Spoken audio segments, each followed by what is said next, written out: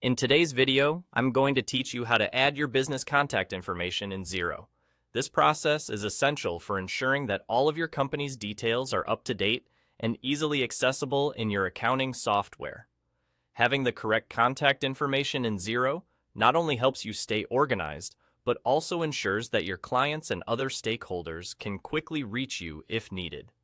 Let's dive in. First, you'll want to start by navigating to the top left corner of the Xero dashboard. Here, you will notice your business name displayed prominently. Go ahead and click on it. This will open up a menu with several options that allow you to customize and manage various aspects of your Xero account. From this menu, you're going to select the Settings option. Think of this as your hub for all things administrative within your Xero account. Once you're in the Settings section, you're going to choose Organization Settings. This is where you'll find all of your business's core details, from company name to industry categories, and yes, contact information. It's the next stop on our journey today. Now that you're in the Organization Settings area, scroll down to the bottom of the page. This section is specifically dedicated to entering your business's contact details. It's straightforward and designed to make inputting information as simple as possible. You'll want to carefully enter your business's physical addresses, which might include both your mailing and registered business locations if they differ.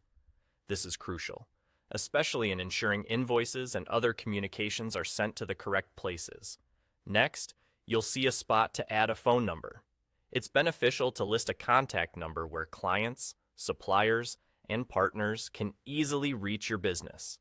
For those who prefer digital communication, be sure to include a business email address. Often, having a centralized email for business queries can streamline communications and prevent important messages from getting lost. Additionally, there is a field for your business website. Having this link easily accessible right from your Xero profile can help guide stakeholders looking for more information about your business or services. Furthermore, if your business is on social media, you can add links to those profiles as well.